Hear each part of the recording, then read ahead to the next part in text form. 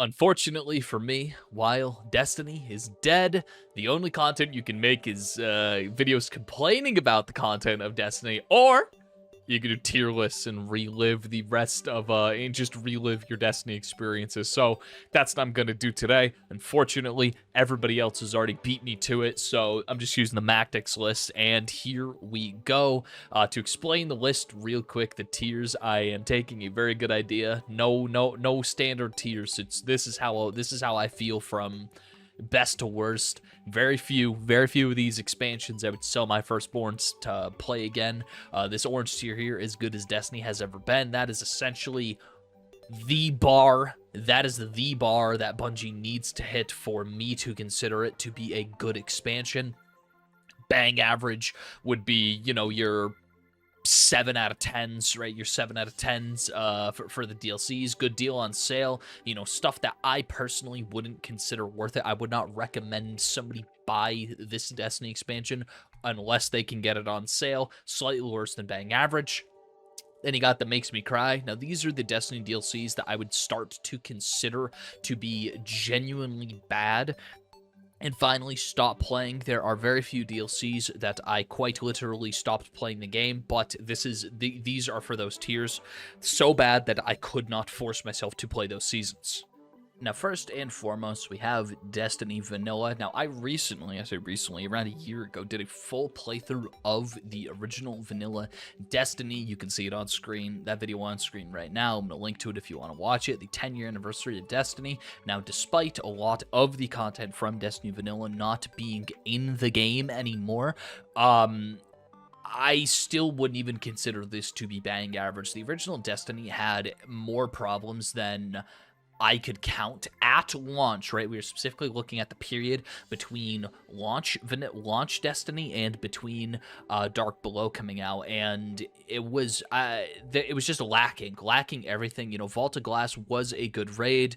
PvP was basically dead. It was hard to level up. At the time, it worked for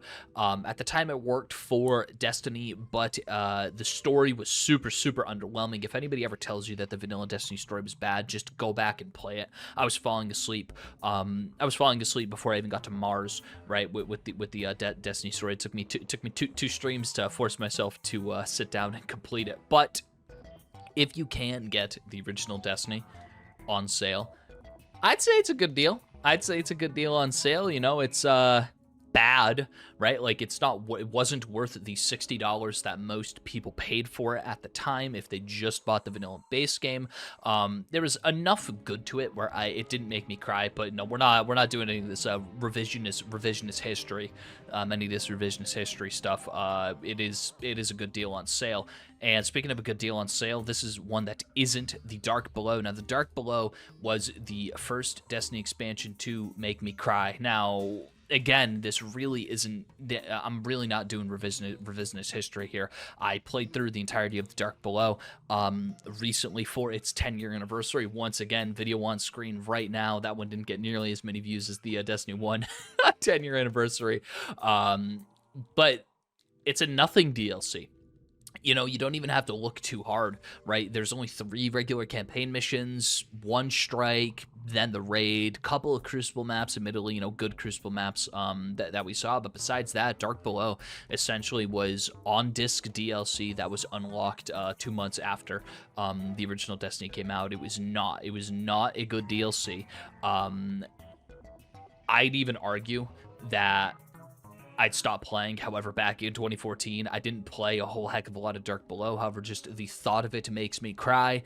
Yeah, Crota, the Dark Below raid, Crota's End. I don't even think it saves this, right? Some people are big Crota meat riders. I'm not a Crota meat rider. I think that Crota's End is the worst raid in the history of Destiny. Very close second being Root of Nightmares, but that's different issues. Crota's End by far is the worst raid. At the time, it wasn't even a good raid. People were soloing it before the end of. People were soloing Crota's End before the end of Destiny Vanilla, right? Or before the end of the Destiny era, pre-Taken King. It wasn't very good. Now, House of Wolves. House of Wolves, I would like to say it made me cry. It certainly is better than Dark Below, but it's one of those things where enough came with House of Wolves being the pseudo reef that we got. There were enough activities, there were enough wanted hunts throughout the time of House of Wolves, combined with the Prison of Elders. No raid. It was a disappointment at the time. Gathalion was blacklisted because of it, but no raid coming from House of Wolves to me isn't the biggest deal in the world when Prison of Elders was a call it a suitable replacement, if you will. I enjoyed Prison of Elders enough to justify spending time with it, right? I got back into Destiny 1 with House of Wolves, even though, I didn't play a lot of Destiny 1 during Dark Below. The most of my time in Destiny 1 was spent during House of Wolves. I still wouldn't consider it to be bang average. It doesn't make me cry. House of Wolves is a good deal on sale, and if you can get the original Destiny bundle, together, it's a good deal. Now, moving on to Taken King. Launch Taken King has to be one of the best overhauls of a video game that we have seen, that we've seen in history. The base DLC for Taken King, I just got done playing the Taken King 10 years later video. Unfortunately, it's not out yet. It will be out by the end of next week, I hope. But there was so much content jammed packed into Taken King. All of these systems were overhauled. Everything about the Taken King was great. Great story, great characters. We actually, like, people who remember Cade 6, this is where Cade 6 came from. This is when he started becoming funny, right? This is the root of how Destiny evolved. It set the stage for so many quality of life, so many process improvements. So the end game loop that we know now comes from Taken King, and to me personally, that is a very good thing. Now, the only reason why I am not saying I would sell my firstborn to play the Taken King again is, again, I'm not a big fan of revisionist history, but Taken King after launch, right? The Taken King, the window between September and November, it was awesome. There was so much content, there was so much to play, so much to do, so much to earn, but after those 4 to 8 weeks expire, you've done everything. There was nothing. There was no sub update. There was no House of Wolves. There was no Dark Below. And basically from, some would say from September to April of next year, there was nothing to do. It was one of the driest stretches in Destiny history. And besides, the seasonal events that we got, from September to April, it was there was nothing outside of the Taken King. They didn't do a very good job supporting Taken King post-launch. However, what they did do a good job in is the April update. Now, many of you may not recognize this art here, but this does represent the April update that we saw in April of 2016. This was I don't want to call it an overhaul, but this was the free update that gave us the revised Prison of Elders with, all that new gear, whatnot. It made Prison of Elders playable again, because once again, a big problem with Taken King was all of the content from year one. It was unplayable. Not to say it was unplayable in the sense that you couldn't play it, but it was unplayable in the sense that the entire endgame loop from Vanilla Destiny, Dark Below, and House of Wolves, it was replaced with the endgame loop for Taken King. So there was, like we see now, a soft sunsetting, actually more of a hard sunsetting too, because all the old stuff was power capped. It wasn't even just the new stuff was better. It was just that old stuff from year one you weren't able to infuse into year two. April update kind of did a little bit. To fix that. Very, very good update. It gave players something to play for again in between April and September. The April update, that was it. I want to rank it in the same tier as good as Destiny has ever been. I wouldn't sell my firstborn soul to play it again. It just doesn't feel right to say it's average, because the April update was more than average. It was basically better than two entire expansions, that being the Dark Below and House of Wolves. And hell, I would argue at least that the content that you actually played during the April update was just much better than the original Destiny. So I'm just going to say that it was bang average, right? There was a lot. I'm sorry, there was enough, but it wasn't a lot. There wasn't an overwhelming amount of content to the April update, but I still do think that it is better than Destiny Vanilla. All right, moving on to year 3 of Destiny 1, Rise of Iron. As good as Destiny has ever been. Now, I personally would say that Rise of Iron is better than Taken King. I think the community would generally disagree, and say that Rise of Iron is worse than Taken King. It's just depending on where you're at. I spent more time in Rise of Iron than I spent in Taken King. I really don't judge DLCs by time spent, except for the DLCs where I literally stopped playing. But Rise of Iron had enough, right? There was the overhaul to the Cosmodrome, right? We got the winter version of the Cosmodrome combined with the Plaguelands. We had the Splicer Forge. That activity was very fun. There was so many secrets in the Plaguelands. The rebuilt Gallowhorn. This is where we got the second coming of SRL. You know. And not to mention, right, despite there only being one sub-update to Rise of Iron, the content was less dry. It was spread out better. The events that we got were actually worth it. You know, Crimson Doubles and SRL are two that come to mind, not to mention the actual holiday events. Rise of Iron wasn't as dry. It was not as dry year-round as Taken King was pre-update. And speaking of pre-update, Age of Triumph. The Rise of Iron Age of Triumph Age of Triumph update is some of the best content that we have ever seen. Destiny has rarely been better than Rise of Iron's Age of Triumph, and genuinely would sell my firstborn to play it again. Right, so good. Now, if you don't know what it was basically the coup de grace for Destiny 1. This was the daybreak strikes, you know, the hardest strikes that we had ever seen with the best rewards. This was all of the raids, right? It was Vault of Glass, Crota's End, King's Fall, and Rat the Machine all getting a second update, right? Basically a hard mode. You know, some of what we would say, it's like the foundations of what the epic difficulty should be, but you know, there wasn't any new encounters, new mechanics, but we had essentially 4 brand new raids on a weekly rotation dropped into our lap with brand new armor, brand new ornaments.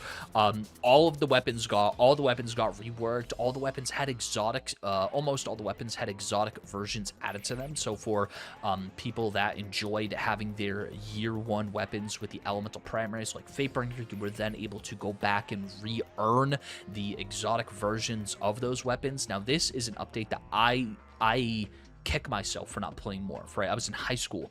At the time this launched in 2017, and I really don't think I spent enough time playing Age of Triumph.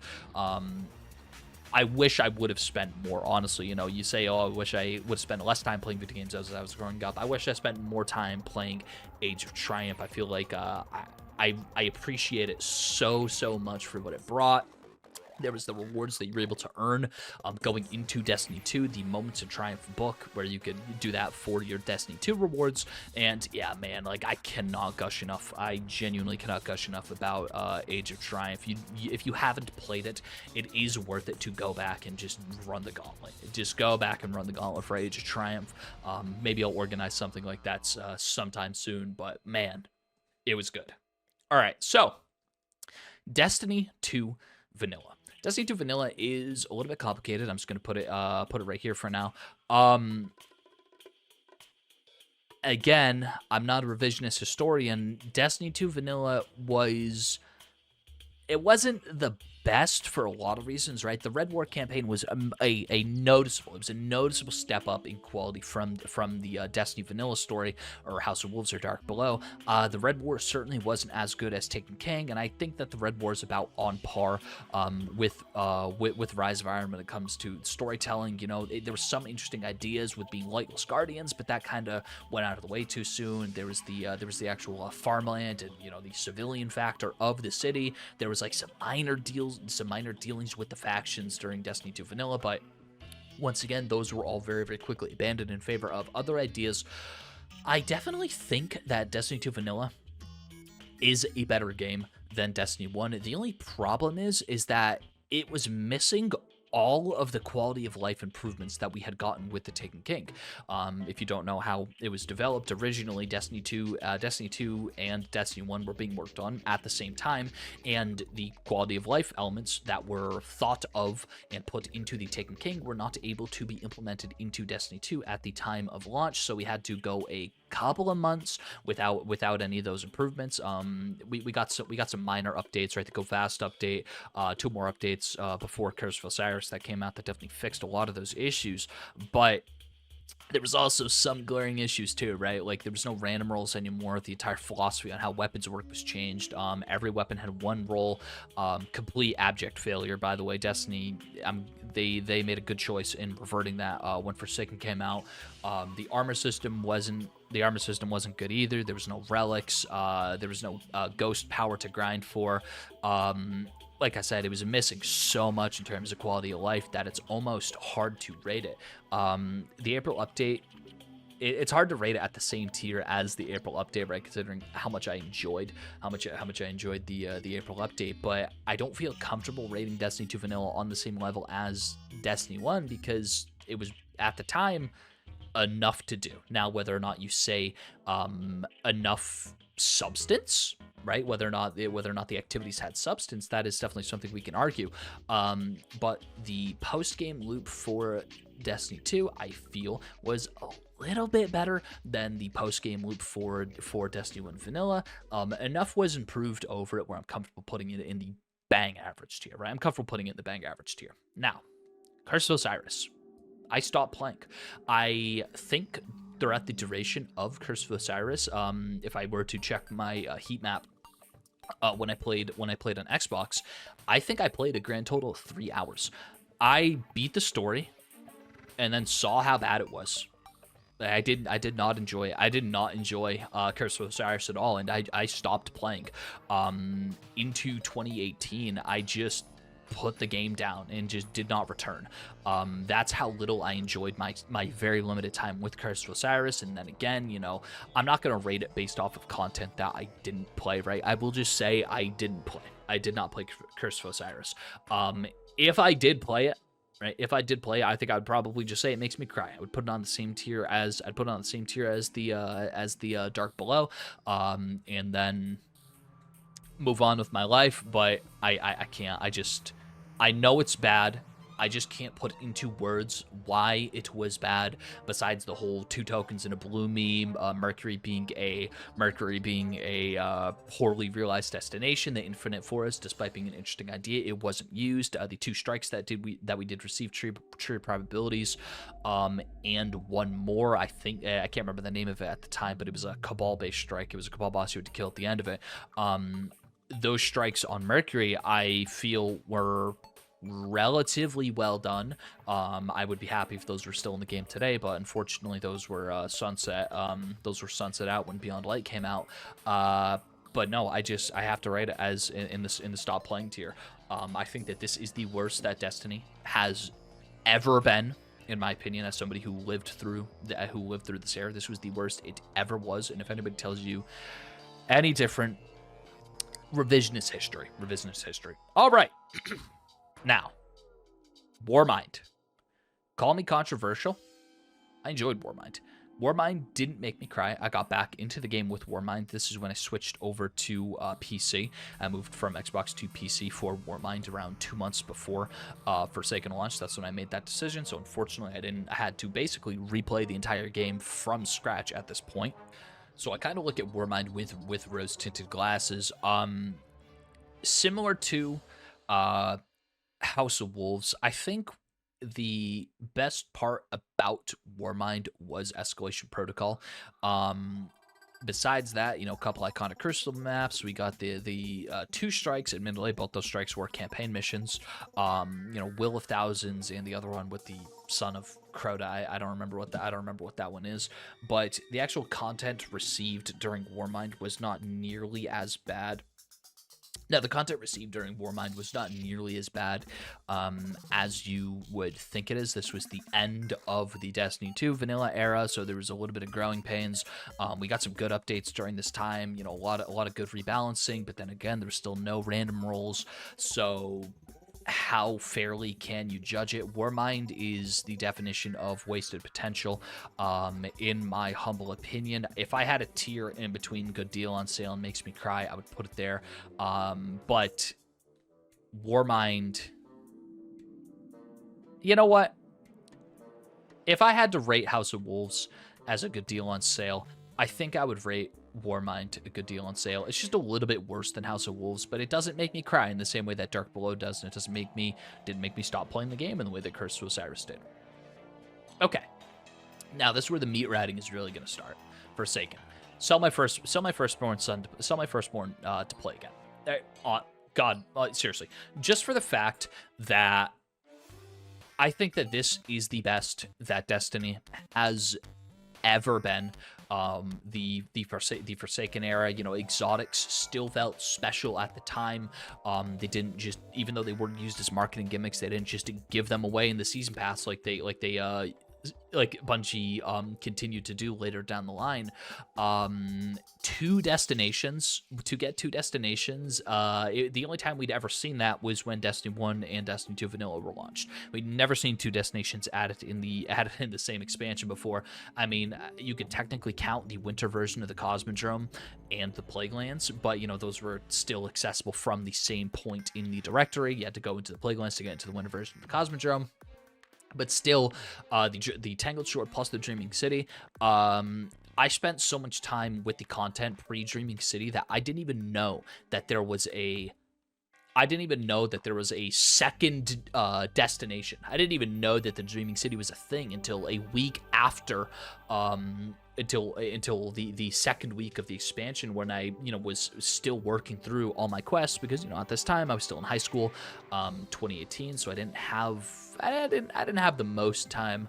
I didn't have the most time to be playing Destiny there, but it was one of those things where I spent a lot of time with Forsaken, the brand new loot system. I say brand new, the reversion to a random roll loot system. All the weapons were interesting. Last Wish is the best, second best. It's either the best or the second best raid in Destiny history, depending on how I'm feeling on any given day. Shattered Throne, just randomly, we have a dungeon. What the hell is a dungeon? Just like 3 weeks into the expansion, and there's still story content dropping right via the curse cycle. There was like 15 weeks of story after Forsaken came out, going into Black Armory. Like, there was something new to do every single week up until the first major update for the game, and I appreciate the hell out of that. They have never been at this level before, and it shows. You know, it's obvious that they had a lot of help, a lot of support. I think at the time they said that there was like 4 support studios through Activision that were helping Bungie make Destiny, and the effort, you can see where the money went. You can see where the money went. Now, once again, Black Armory, as good as Destiny has ever been. As good as Destiny has ever been. The exotics we got during Black Armory, the raid we got during Black Armory, just iconic. Anarchy, Le Monarch, and Izanagi's Burden, just iconic pieces of Destiny history, right? Some of the most powerful weapons at the time that we had seen, all the legendary weapons, Hammerhead to name one, Orchid, Rose Orchid, or Orchid Rose, whatever it was called, that hand cannon. Black Armory is my most missed Sunset content. My most missed Sunset content out of anything that has ever been released. I wouldn't sell my firstborn to play it again, though, right? There were certainly some balancing issues at launch, and yes, it was a get good. It was a get good moment, because they had anticipated that people were not just going to jump straight into the content, right? They anticipated that people were going to grind a little bit, but because of the scaling issues with Black Armory, because it was just a pain in the ass to access everything in the first place, I can't say I'd sell my firstborn to play it again, but it is as good as Destiny has ever been, right? All the forges were beautiful locale. I know we just got the forge on Venus or Mercury, wherever it is. We just got one of the forges back, in the form of the portal. I say one of the forges back. We just got the location where one of the forges is in the portal.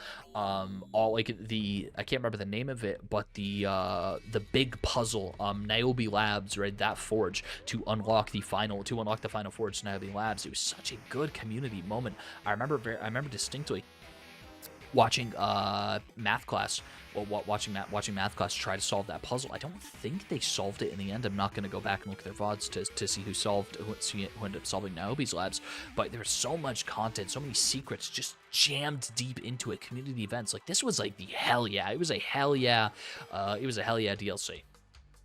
Now, speaking of a hell yeah DLC, Drifter season. Drifter season is bang average, right? I don't think it is as good as Destiny has ever been. There were certainly some issues with it. Some would point to the Revelry event and say, this killed Destiny for 3 weeks. I personally enjoyed the Revelry. It was mayhem. It was the mayhem season, right? Gambit Prime, The Reckoning, Gambit Prime, Gambit Prime had its issues. Those issues were fixed once Gambit Prime was taken out of the game with Beyond Light, and they kind of merged the modes into one. Very, very good loot. Just to say one name, Spare Rations. The Reckoning was a challenge. Gambit Prime was a interesting way to integrate one of the pillar game modes into new content. The Reckoning, despite being challenging, was doable enough at the time where it was worth it to farm almost all of the gear that you were able to receive from the Reckoning. Was best in slot at the time, only competing with the Black Armory. Gear, really. There wasn't a lot of competition. The big thing where season of the Drifter, Joker's Wild, whatever they want to call it at this point, the big part of that field is the story. The story, it was kind of it was a text story. There was no missions, there was nothing like that. It was pretty much just running errands, right? And then picking a side, and you had to pick either the Drifter side or you had to pick the Vanguard side, and the consequences of that allegedly were supposed to happen, but they changed their plan. They kind of dropped that storyline. Everybody's buddy now. This was where, I think Thorn returned. Thorn returned in this DLC. Same thing with Thunderlord, the second machine gun added at the time. Those both came in Season of the Joker. Again, I wish I had renamed the tiers. You know what? Instead of saying bang average, I'm gonna say it's good. I'd recommend buying. Now, forgive my spelling issues, but yeah, I'd recommend buying it. That's how I'm gonna rename the tier. I'd recommend buying it. Good deal on sale, right? I think that's appropriate rather than saying it's bang average, because this was a little bit better than average, right? It's a little bit better than average. These are a little bit worse than average. There is no true average for Destiny. There's no true average for Destiny. It's either really good or really bad. There just isn't an in between. There's not an in between. All right, moving on. Season of the Opulence, Penumbra, however way you want to call it. I spent a lot of time in Season of Opulence. Before Season of the Haunted, this was my most played season. So I am a little bit biased when it comes to it. I think that the Menagerie was one of the most well done activities we had ever seen, right? It was kind of insane what we got, the value that we were able to extract via the Menagerie, and the Chalice, right? And the actual Chalice system for focusing specific gear. Now, Beloved and Austringer, right? Say those two names, say those two names, Beloved and Austringer, and some people are gonna hate you for using them. We also have Rose. We also got Rose in the season. Truth came back. I can't think of any of the exotic armors at the time, but the exotic armor doesn't stick with me as much as the weapons is. Crown of Sorrow, I regret not playing more Crown of Sorrow.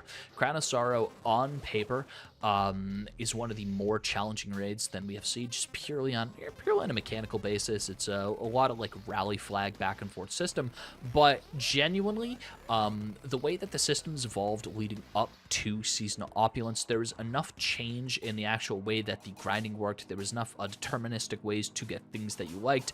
Grandmasters were fine, or like the I don't think they were called Grandmasters at the time, but the high-end challenging strikes were fun at the time. There was good challenges via the raid, the menagerie, all the different difficulties, all the loot focusing. Again, the only place where seasonal opulence lacks is the story, because to take points away from it, it really doesn't have a story, right? To say what you will, it's one of those like weekly login logouts for the people who enjoy a cohesive story. It was more just like good fun, right? It was good fun, good grinding, good times. It was a good place to spend a lot of time playing because it was worth it. Okay, now, right, for a mainline expansion, Shadowkeep isn't the worst, okay? Now, Shadowkeep, everybody gets a little bit of heartburn when they talk about Shadowkeep because they don't understand how or why it was made the way it was. It was the beginning of the new seasonal model for Destiny content delivery. Shadowkeep launched, and then Undying launched like a week or two later, I believe. But it had its own attached, right, season pass to it. Shadowkeep, it was the like transition to free to play. It was the move away from it was the move off of Battle.net, away from Activision to Steam. So on paper, a lot of players played Shadowkeep because it was like the big thing at the time. And in 2019, yeah, in 2019, you know, I enjoyed it enough, but man, just like looking back at it, the story wasn't there, right? It was supposed to be this like hard-hitting story with Eris Morn, you know, combating her trauma, and like in all reality, it just kind of fell flat. I hate to say the biggest thing, but the best thing about Shadowkeep really is the setup for the second half of the Darkness Saga, right? Introducing concepts like the Witness, introducing the pyramid ships. You know, we actually saw them on screen for the first time, right, in, you know, their actual form during Shadowkeep. Garden of Salvation was okay. You know, I remember running the day one for Garden of Salvation, and it really wasn't balanced. You know, the champion system was introduced during Shadowkeep. I could take it or leave it, the champion system. I feel like the new modifier system that we have, like the Banes, I feel like the new Banes system is definitely better than the champion system ever was. But you know, we got seasonal artifacts during Shadowkeep. It's just I just wish it was better. It doesn't make me cry, but Shadowkeep, definitely good deal on sale. The dungeon, Pit of Heresy, was probably some of the best content, even though I'm not even gonna say. I'm gonna retract that. Pit of Heresy was not some of the best content. It basically has no loot, right? All it has is Xenophage. That's the only thing you have to look forward to from Shadowkeep. And not to mention too, the first revision of the armor system, right? The first major revision, I think they called it Armor 2.0 at the time. That was Shadowkeep. That was Shadowkeep. So additional stats being added, I believe, like intellect or whatever. They added 3 new stats, right? The old stat system that we used to have before Armor 3.0 came out in Edge of Fate, that was introduced during Shadowkeep. So there was a lot to grind for. I just think it fell flat on its face, like from the beginning. It didn't have any time to shine. Now, speaking of didn't have any time to shine, Season of the Undying, I stopped playing. I genuinely stopped playing once this came out. I didn't think that the Vex Offensive was any fun. I thought that all of the weapons being reskins of the Curse of Osiris, weapons was super, super lame. None of them felt good to use. I mean, the only one I can remember from the top of my head is like Optative, right? It's like the pulse rifle or hand cannon to come out of Season of the Undying. Not a lot of uniqueness. This was like very confusing because it was the first time they launched a season pretty much at the same time as they launched a DLC, and there wasn't a lot to it. It was just a Vex Offensive, like that was it. If you really put it to it, and as an activity, Vex Offensive, it wasn't fun. I did not have fun. I did not have fun playing Vex Offensive. The gear, it was not worthwhile grinding towards. The story, obviously, but the Vex Offensive, I can't remember what happened. I really cannot remember what happened, and because of that, I did stop playing. I stopped playing for Season of the Undying. It's one of, I think, it's one of the 2 season passes that I did not finish, and coincidentally, both those season passes came from the same year. So, up next, whatever this one was called, Season of the Dawn. Season of the Dawn, good deal on sale. The story was definitely the strongest part of Season of the Dawn. We had the Quarters of Time, and then we had the Imperium Foundation community events. Those were awesome, man. I was alive solving Quarters of Time in whose channel was it? It wasn't Gathalian's. It wasn't Gathalian's, but it was one of the bigger streamers who played in who played during Season of the Dawn. I was with them solving. I was with them solving it. As with everybody, at the same time, not to give undue importance to my own role in it, but obviously I felt appreciated when my screenshots were included in the final solution for this. It was, a good deal on sale. The weakest part about Season of the Dawn was definitely the gear, right? Like, none of the gear is memorable. Perfect Paradox, I guess, the redux of Perfect Paradox came in this DLC. I mean, Line in the Sand nowadays is like an okay weapon. Steelbound Repeater, Featherbound Repeater. I'm not gonna mince words trying to remember each individual thing, but the Quarters Time was fun. Imperium Foundation was great. The Sundial was one of the better. Seasonal events we've seen. It was fast. It was. I wager, I'm hesitant to say it was fun, but it was definitely quick. There's enough for everybody to feel involved, right? I'll give it that. Good deal on sale. It was a good deal on sale.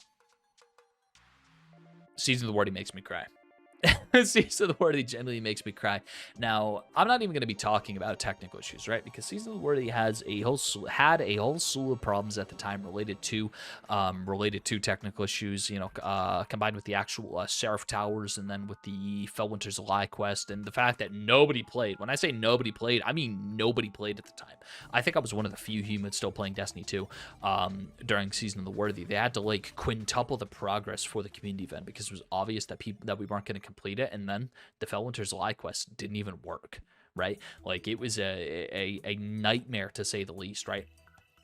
If I didn't stop playing during Season of the Worthy, I would rank it and stop playing. But because I continued to play during Season of the Worthy, it just makes me cry. Now, if I had to move it to left and right, is Season of the Worthy better than the Dark Below? To me, yes. Yes, definitely. Despite, not getting a raid during Season of the Worthy, Dark Below is unredeemable. Dark Below is an unredeemable piece of content. Now, nothing anybody can say will ever convince me that Dark Below isn't the worst thing that Destiny has ever released. If I played less of Dark Below, it would be at the bottom of the stop playing tier. But I played it, so I was there. I know no revisionist history is going to convince me otherwise. And Season of Arrivals is a good deal on sale. It was basically public events this season, combined with Witherhoard. It was fun. It was enough fun where I would justify. I would say it's a good deal on sale. I wouldn't recommend buying Season of the Arrivals though, because it was split between the Contact public events and whatever the bullshit that was going on with the with the Tree of Silver Wings. A lot of lore, a lot of story introduced in this season, like a criminal amount of stuff to be packed in at the end of a DLC year that people were just immediately going to lose access to as soon as the next major DLC came out. So that's where I would rate it. Falling Guillotine is definitely Falling Guillotine and Cold Denial. I'd say more Falling Guillotine, but Falling Guillotine is definitely the most memorable part of Season of Arrivals. It was the first time we got a Vortex Frame Sword back, and it was probably just the best item in the game, period. That and Witherhoard. Oh my god, they were so good. They were so good. Okay, moving on once again. Destiny 2 Beyond Light. Now, Destiny 2 Beyond Light is a weird DLC for me because 80% of the game was sunset. We lost 5 raids. We lost 3 entire story campaigns. We lost all of the previous year's worth of seasonal content. So much was lost during Beyond Light that it's hard to judge it based off of what we got. It's easier to judge Beyond Light based off of what was lost than what was actually added to the game. But if we have to look really at what was added in Beyond Light, Europa it isn't a nothing destination in the same way that Kepler is a nothing destination, okay? I think that Europa has enough going to it that the secrets, I still haven't even done to this day. I have not done all the secrets to Europa. There's still a couple more challenges that I haven't done. I still do not have all the statues, but you know, that's on me. They are easy enough to do. The simulations were good. The public events, you know, they're public events. They were okay. The lost sectors, once again, they were okay. You know, when you actually had to grind those daily for the legendary lost sectors at the time, you know, they were hard enough, but everything was rewarding enough to justify playing it. That and Deepstone Crypt, one of the better Deepstone Crypt top five raid that we have seen in Destiny, you know, came out during Beyond Light, but again, you know, like, would I recommend somebody to buy Beyond Light? No, I wouldn't. I think, and again, once again, like, it's hard to judge Beyond Light without judging what was lost, and I think it's such in an unfair position, considering that the story was, it was okay. It was basically just like a soft retelling. It was a soft retelling of the Forsaken story, in the sense that you had to go out and hunt all the generals of the big bad, whose names evades me at the moment. We just had like 3 expansions with her. Anyway, yeah, it was just that, man. It's like, good deal on sale, but like, I can't look at Beyond Light and not think about everything that was lost at the same time. So it is in a tough position. Season of the Hunt, though. I think Season of the Hunt was it better? I mean, it's hard to say, is the launch season going to be better than the actual DLC itself? I mean, I liked the story. Okay, the story I thought was fine. We got a lot of good stuff. Hawkmoon returned. The seasonal weapons that came out, let me scratch that. The seasonal weapons for the Season of the Hunt weren't the best, but the story was good. The cryptolith lures were an interesting way of having deterministic loot. It basically got us all throughout the Tangled Shore. There was the rehashes of the Forsaken missions that were used during Season of the Hunt. You know, I'm gonna do it. I think that Season of the Hunt was definitely a little bit better. In Beyond Light in terms of content. I had more fun with the Season of the Hunt content than I did with the Beyond Light content. But then again, like I said, it is impossible to be fair with Beyond Light because you're just thinking about what was lost. So, moving on. Season of the Worthy, I believe this one is called, the one with Commander Zavala and Empress Keitel. Now, I'd recommend buying it. You know, I think that Season of the Worthy is definitely better. From a content standpoint, the Grandmasters were as good as they ever were. Right, I spent more time playing Grandmasters in Season of the Worthy than in any other season, any other season up to this point. Yeah, no, it was definitely fun. The battlegrounds, however, you know, if you had to judge Season of the Worthy based on the actual story that was received in it, the Grandmaster Nightfalls, the loot that was received during Season of the Worthy, I'd say it's great. You know, everything about it. It was a fun time to play Destiny. But if you pointed a gun to my face and told me, tell me that battlegrounds were a good idea, you'd have to kill me. I'm not saying that battlegrounds are a good idea. In fact, I think that battlegrounds were one of the worst things to happen to Destiny because, if you don't know, I am a baby for the Strike playlist. I loved the Strike playlist. Oh my god, I would hop on and just grind strikes all day. That's what I would do. Like, I just loved playing strikes, right? That was my shit. Battlegrounds ruined it. Battlegrounds ruined it. This is when the strike playlist got reworked into Vanguard operations, and all of the other random nonsense started to be included in the strike playlist. You know, the strikes aren't the same anymore. They haven't been the same. They haven't been the same in quite a while. But this is where the beginning of the end started to happen. So I cannot say that it was as good as Destiny has ever been, unlike the four expansions above it, but I would recommend it if we were in this time. I would recommend it to someone else. Same thing with the next expansion, Season of the Splicer. Season of the Splicer is tricky because some people like to include the rehash of Vault of Glass, right? I am of the opinion that the remaster for Vault of Glass should not be included in the rating for Season of the Splicer because the remaster of Vault of Glass is free-to-play content.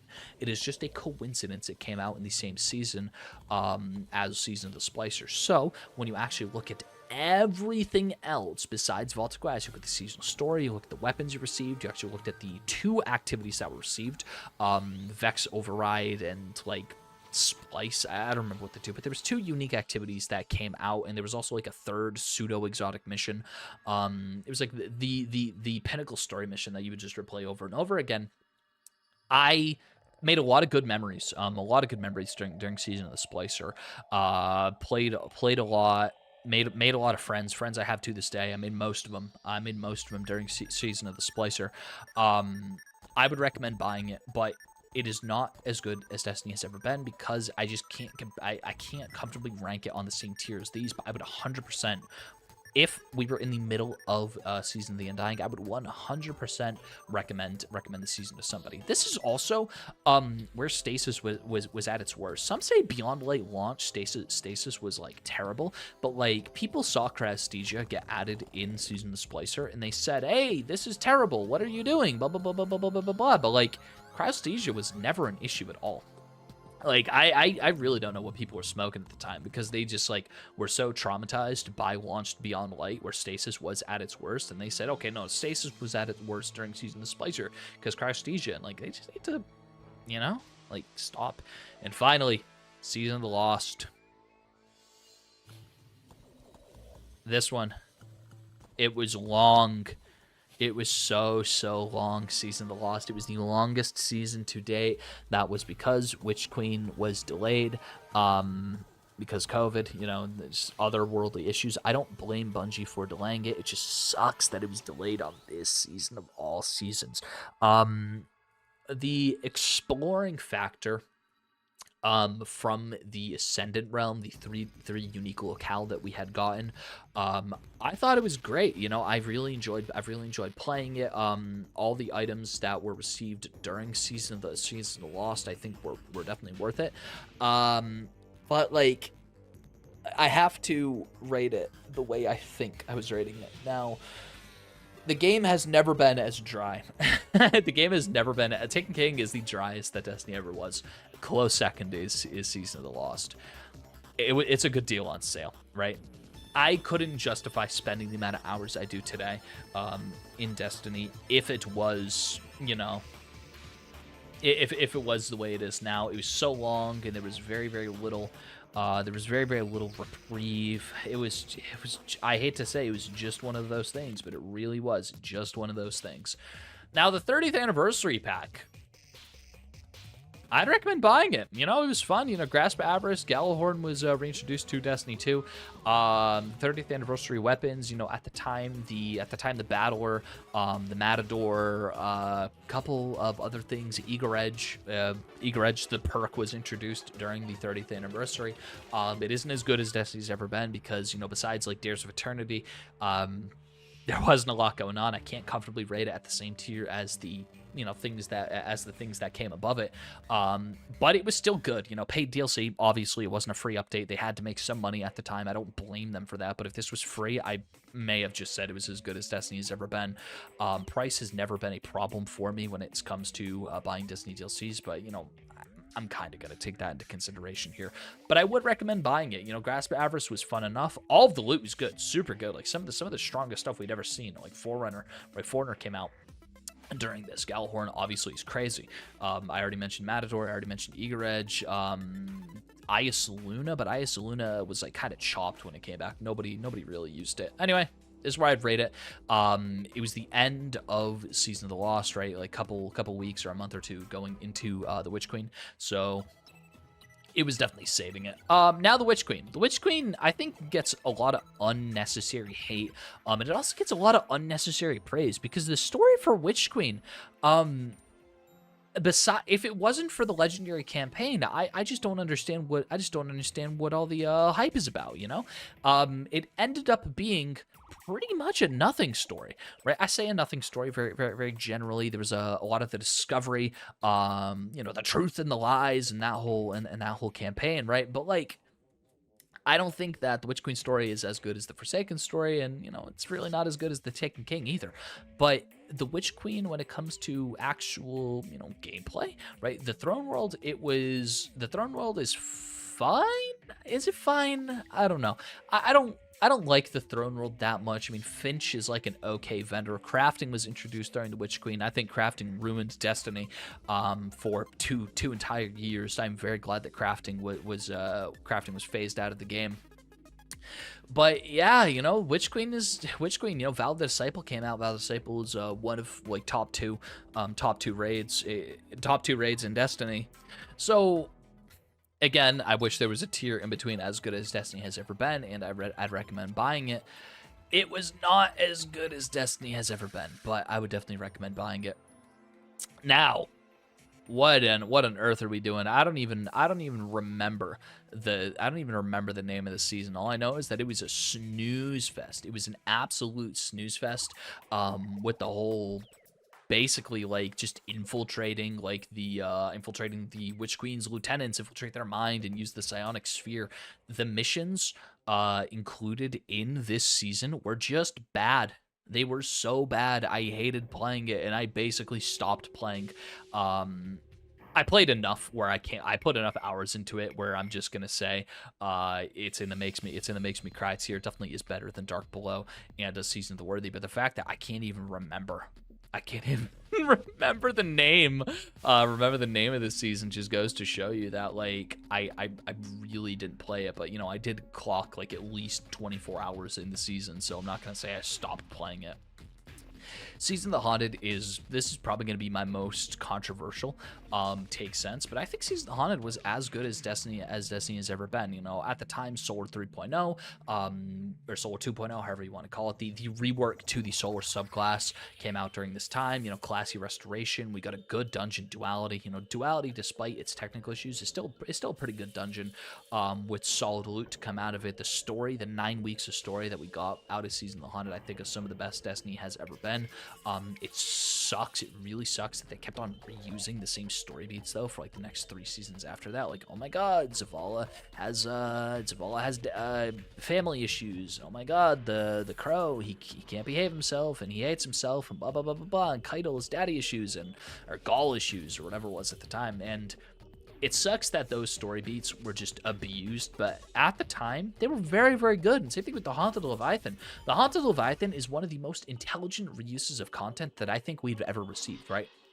It was the natural evolution for what do we do with the Leviathan once Callus is out of the picture, right? He's not there anymore. So how are we going to handle it? And easy. Egregore. It was basically infested by dark energy after Callus left. It was very, very logical. It was a good next step. I missed the Haunted Leviathan. I wish they would bring it back in some capacity. But experiencing Season of the Haunted at the time, it was up to that point my most played season. I put so many days of game time into Season of the Haunted that you could say I'm biased because I spent a lot of time playing it, but just genuinely it was as good as Destiny has ever been. As good as Destiny has ever been. Yeah, that's pretty much it. Now, Pirate Season. Yar, do what you want because a pirate is free. If I could create a new tier for Pirate Season, I would.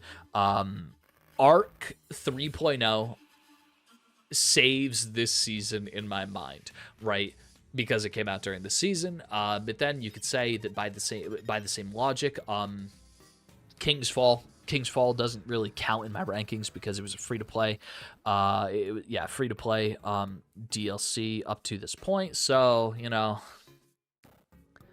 it makes me cry. I played a shit ton of Season of the Plunder. Don't get me wrong. Catch Crash and Expeditions, they were terrible. They weren't fun. They genuinely were not fun.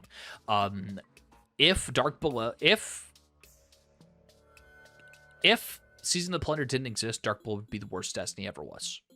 But because Season of the Plunder exists, Season of the Plunder was the worst Destiny's ever fun. The treasure maps were boring, expeditions were boring, Catch Crash was boring, the bosses were annoying, the gameplay loop was non-rewarding, all of the pirate weapons sucked. There was nothing to play this season for, except for King's Fall.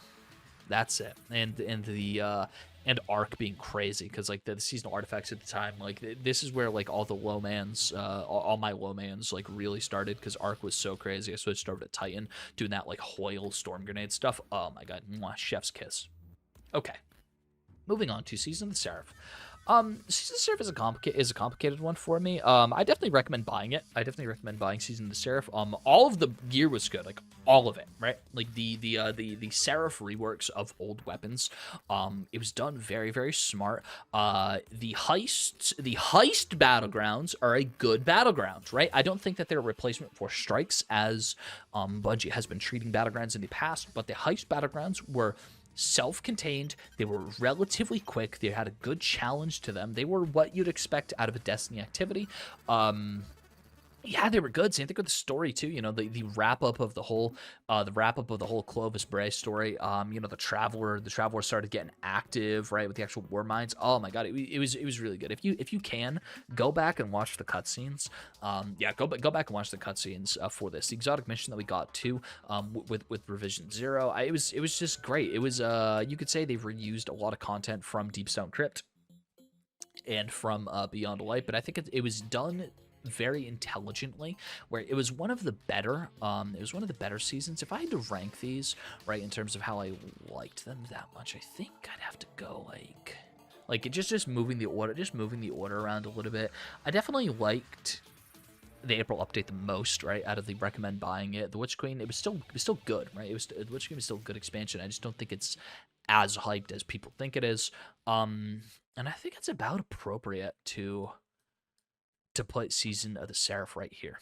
Now, Lightfall, the Nimbus expansion.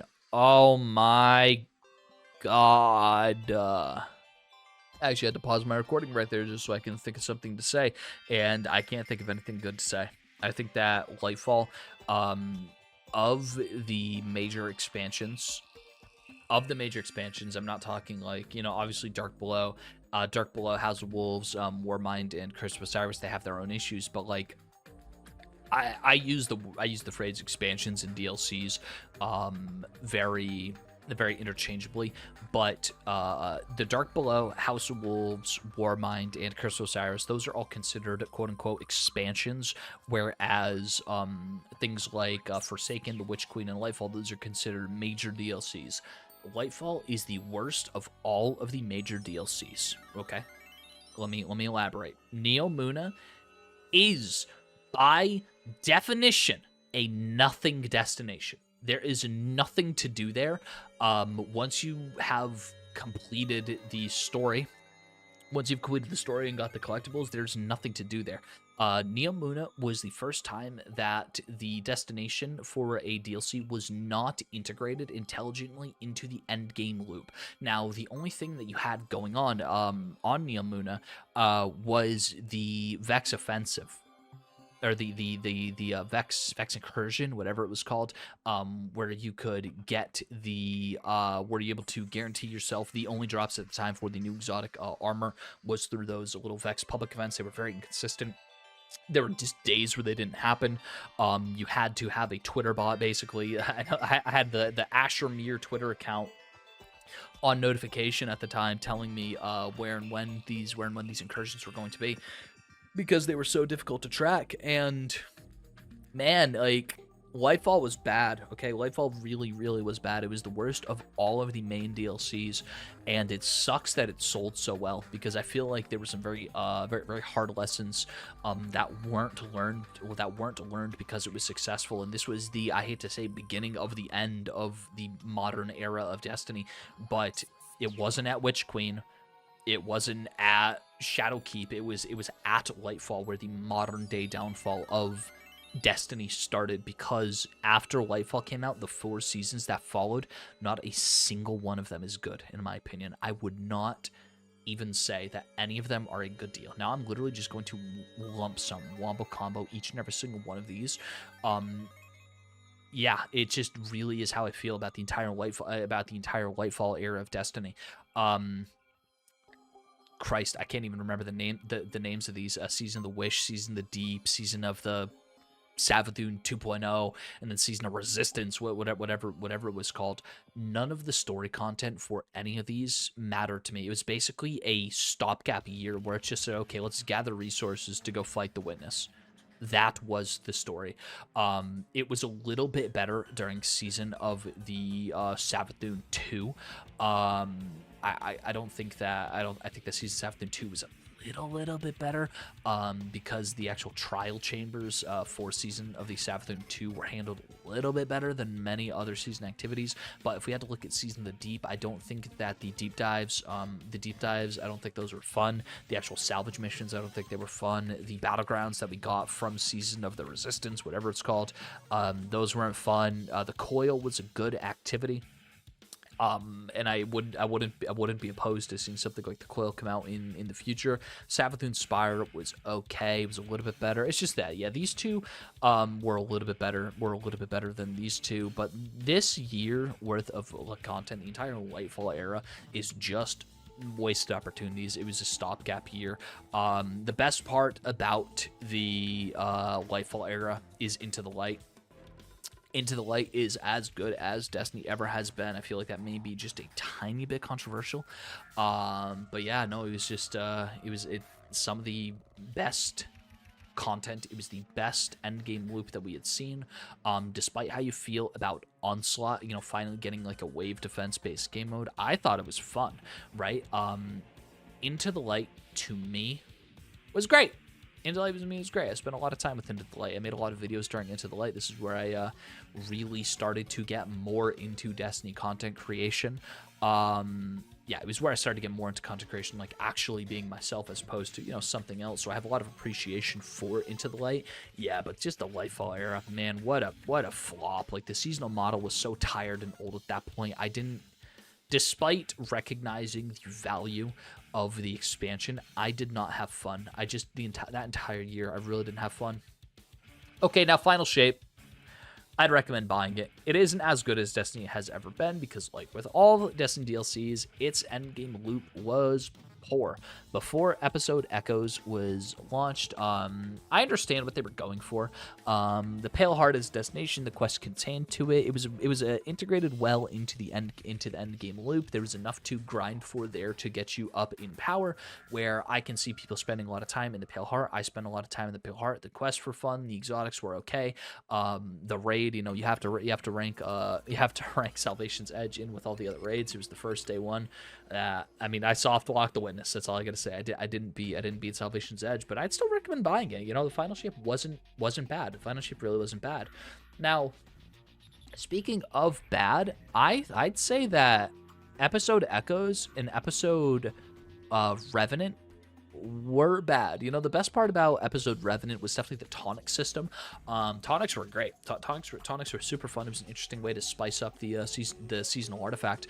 But Episode Echoes, I didn't enjoy it. I really did not enjoy it. The story, the whole Chioma saga that we are currently in right now, it's just so confusing to me. Right? They take what is basically like a pointless ass character in Lakshmi and just decide to make her the main character, the main bad guy of the franchise. It is like digging the well. It's like digging the well, but there's just nothing at the bottom. Like there is no water. Like they're digging for no reason. There is nothing there. Why? Like the car is broken. Why are you trying to gas it up? That's how I feel. That's how I feel about the whole the conductor of the Chioma story. I do not appreciate it at all. But however, episode Return to the Dreadnought, I'd recommend buying it. I had a fun time this season. The actual items that we received, you know, you just have to think of like Lodestar and Barrel Diad, and I really can't remember the names of the other two of them. But it was cool. You know, we received a new coil. Like activity. The name of it escapes me, but where you just explore around the Dreadnought. You know, the story missions were fine. It was a soft conclusion to the Savathûn story. You know, there's obviously some you know, there's some loose ends to be tied with both Savathûn and whatever the name of the other one is. Man, I'm really not good with names today. I've been talking for just a little bit too long while trying to record this video. But I'm almost done. Yeah, that's it. That's where I would rank. That's where I'd rank the episodes again. Just, oh man, failure in storytelling, right? Like for the first 9 months of the post game for Final Shape, episode Echoes and episode Revenant were just missed opportunities, and it certainly did get better with episode Heresy. Okay, Edge of Fate. This is one of those ones where I recognize the value. In Edge of Fate. It's just really, it's somewhere in between. I'd recommend buying it, and it's a good deal on sale. You know what? Edge of Fate is a good deal on sale. Now, I've used this word before. I've used this word a couple times in this video, a nothing destination. Kepler, for all intents and purposes, is just a nothing destination. There is nothing going on once you actually complete the main story and you beat the mythic missions. Now, some people I've had some conversations about this like that. They like that they just have a place to go do story and then leave. But like, think of it. Once you're actually done with the story, what is there? There's just Civ. That's it, and you can't even access Civ all the time. So that's why I say Kepler is a big nothing destination. There was a lot of good. There was some good to come out at Edge of Fate. Distant Perpetual is one of the better raids. I don't think it's top 5, but it certainly is interesting enough to be included in, you know, the top 6 or 7 discussion. And we just had Epic Desert Perpetual come out during Ash and Iron, but you know. That can't save that cannot save the Ash and Iron DLC for me. I'm not even gonna talk about the issues with the portal, because I don't talk about big overhauls to gameplay systems. The only times I did talk about big overhauls to gameplay systems were the Taken King overhauling the vanilla experience, Forsaken overhauling the vanilla D2 experience, and then what was the third one?